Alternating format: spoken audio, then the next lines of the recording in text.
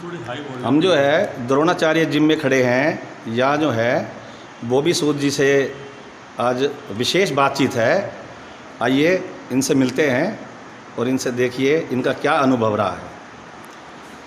नमस्कार दोस्तों, मैं जुगल धवन द्रोणाचार्य जिम का संस्थापक हूँ।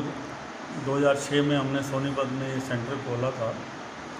ऐसे 1990 से हमारी पहली ब्रांच हर्सल लाइन दिल्ली में है और हमारे गुरुजी श्री भूपेंद्र धवन जी इसके संस्थापक हैं।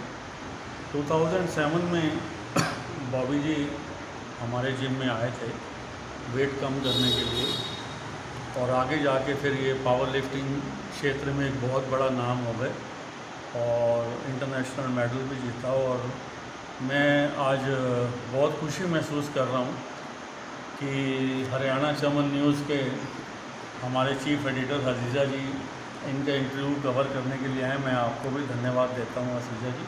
Thank you. और एक कोच के लिए वो खुशी के पल होते हैं जब उनका स्टूडेंट नेशनल लेवल पर, इंटरनेशनल लेवल पर लोहे से लड़ाई लड़कर जब मेडल जीतता है और जब वो मेडल कोच के गले में डालता है तो वो जो खुशी होती है वो कभी पैसों से नहीं मिल सकती। राइट। उन्हीं खुशियों को एक संजोने के लिए हमारे साथ international golden medalist and 3 time national champion Bobby Sood ji. तो मैं बॉबी जी से कहूँगा थोड़ी सी अपनी लाइफ स्टोरी बता। हाँ जी सर, ये आपकी जर्नी जो है कैसे शुरू हुई जी, ज़रा बताइए जी, प्रकाश डालिए जी। 2007 में ये किसी कॉमन फ्रेंड के थ्रू शुरू हुई थी जिन्होंने मेरे को जिम का रास्ता दिखाया। मैं आया तो वेट लॉस करने था, वेट भी लॉस हुआ, लेकिन गुरुजी के मार्गदर्शन से मुझे मौका मिला पावर लिफ्टिंग में आने का। पहले तो ऐसा लगा कि बड़ी आसान चीज़ है, लेकिन नहीं, ये आसान बिल्कुल भी नहीं है। ये सच में बहुत टफ चीज़ है। शुरू में तो ऐसा लगता है 150-200 किलो वजन उठाना कौन सा मुश्किल है, लेकिन जब पहली बार लोहा उठाया तो पता लगा लोहा उठाना आसान नहीं है। ये सिर्फ किताबों में, अखबारों में या टीवी में देखने से ही पता चलता है कि बड़ा आसान होगा, लेकिन लोहा उठाना वास्तव में एक बहुत मुश्किल चीज़ है। पहली बार तो 50 किलो भी नहीं उठा। धीरे धीरे गुरुजी का मार्गदर्शन, बड़ों का आशीर्वाद और हमारी मेहनत, आप बुजुर्गों की जो आशीर्वाद रहा, तो धीरे धीरे 50 kilo, 60 kilo, 70 kilo, 80 kilo, 90 kilo, 100 kilo बढ़ते बढ़ते वो 135-40 किलो तक चला गया। मार्गदर्शन गुरुजी का रहा, हमारे कोच साहब का, श्री जुगल धवन जी का।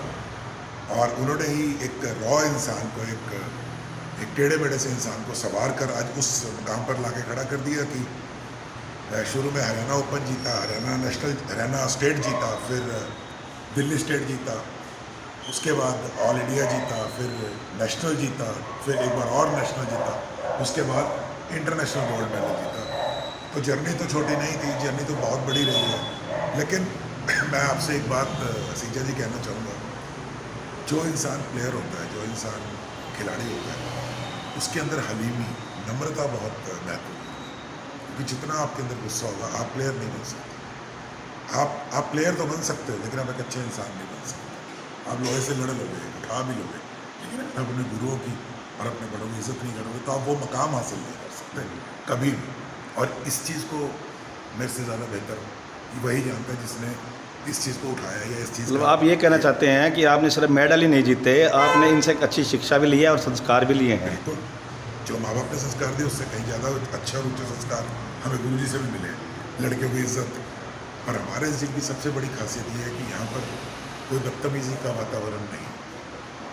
यहाँ बिल्कुल हर एक भाई बहन की तरह, बच्चे माँ बाप की तरह। नहीं, हम भी काफ़ी लंबे समय से देख रहे हैं। हम भी जो है शुरू से ही यहाँ आने लग गए थे और हमें देखा है बॉबी जी जब आपने दिल्ली में, उस दिन तो मेरी तबीयत ख़राब थी, मैं इंटरनेशनल हमने ही ऑर्गेनाइज़ किया था दिल्ली में और मैं लकीली मेरी तबीयत ठीक नहीं थी, मैं जा नहीं सका था। जब आपको मेडल पहनाया गया तो क्या फीलिंग्स थी आपकी जब इंटरनेशनल में आपका गोल्ड आया था बेंच में? जब आप पोडियम पर खड़े होते हो और इंडिया को रिप्रेजेंट करते हो और इंटरनेशनल मेडल जीतते हो तो इससे बड़ी खुशी तो होती नहीं, लेकिन उस वक्त मैंने गुरुजी को मिस बहुत किया। और एक बात और, ये बात मैंने कभी कही नहीं, किसी ने इंटरव्यू में ना कही किसी अखबार को, अगर उस दिन गुरुजी होते तो मैं 10 किलो वजन फालतू उठाता। क्योंकि कोच का जो पीछे होना, आपके, मेरे बेंच प्रेस मेरी गेम है, अगर कोच आपके पीछे खड़े हैं तो उनका खड़े होना ही इतनी बड़ी बात होती है कि आपकी 5-10 किलो की लिफ्ट वैसे ही बढ़ जाती है। बहुत बहुत अच्छा आपने संदेश दिया है आम जनता के लिए भी कि ये सब तो ज़रूरी है ही है, व्यायाम वगैरह, लेकिन एक अच्छा गुरु होना जो है वो अपने आप में बहुत नसीब से मिलना है। देखो जी, मैंने वर्ल्ड के बहुत हिस्सों में गया हूँ, इंडिया तो खैर पूरा ही देखा है। तो गुरु जी जैसा कोच मिलना, ये नहीं कि इन्होंने मेरे को जितवाया, इनके मार्गदर्शन में जीता, लेकिन इनकी शिक्षाएँ, इनसे डांट मैंने भी खाई है। सिर्फ 5-6 साल बड़े हैं मेरे गुरु जी, बड़े भाई की तरह तो हैं, एक फादर की तरह भी है, लेकिन अगर एज देखी जाए तो इतने बड़े नहीं हैं, लेकिन मैंने इनकी डांट भी खाई। वो डांट इन्होंने मेरे को कभी इसलिए नहीं दी कि कोई मेरी इनकी दुश्मनी, इसलिए दी कि मैं अच्छा परफॉर्म करूँ, और मुझे उसका बेनिफिट ही मिला।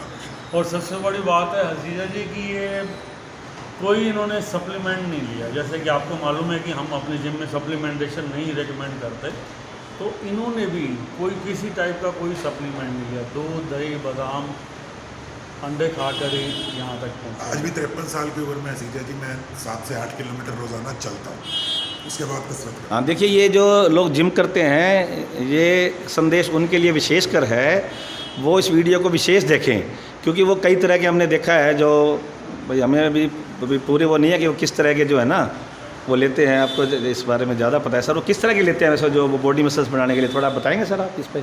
ये सबसे पहले 1955 में अमेरिका में स्टार्ट हुए जो प्रोटीन सप्लीमेंट। हाँ जी, हाँ जी। क्योंकि अमेरिकन लोगों के पास खाने का भी टाइम नहीं होता था, तो इसलिए फिर उन्होंने वहाँ के साइंटिस्टों ने ऐसे प्रोटीन पाउडर तैयार किए कि अगर खाना नहीं भी खा सकें, लेकिन जो एक न्यूट्रिशन वैल्यू बॉडी को चाहिए होती है आफ्टर डूइंग द एक्सरसाइज, वो पानी में घोल के या दूध में मिक्स करके ले लेते थे।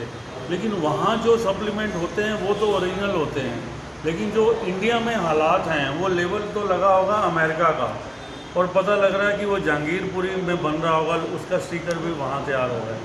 और इसलिए जो यहाँ सप्लीमेंट का लेवल है इंडिया में इस टाइम डुप्लीकेसी बहुत है। ये नहीं कि ओरिजिनल मिलता नहीं है, लेकिन आम बच्चों को ये नहीं मालूम कि ओरिजिनल सप्लीमेंट कौन से शोरूम में मिलता है। तो सर ये जो जिम करने आते हैं बच्चे जो हैं, आप इनको क्या संदेश देना चाहेंगे? नहीं, मैं यही संदेश देना चाहूँगा कि ओवरनाइट जर्नी नहीं होती, और अगर आप लंबी रेस के घोड़े हैं तो आपको 5-7 साल 10 साल लगेंगे बॉडी को खड़ी करने में।